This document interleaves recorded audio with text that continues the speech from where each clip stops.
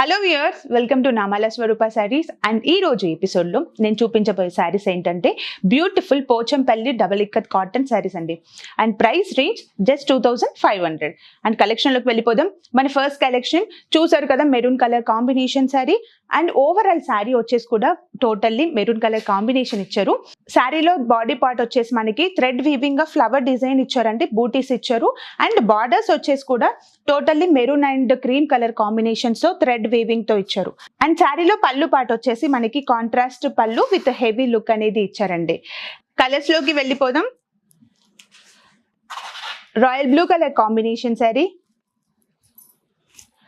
And bottle green colour combination sari.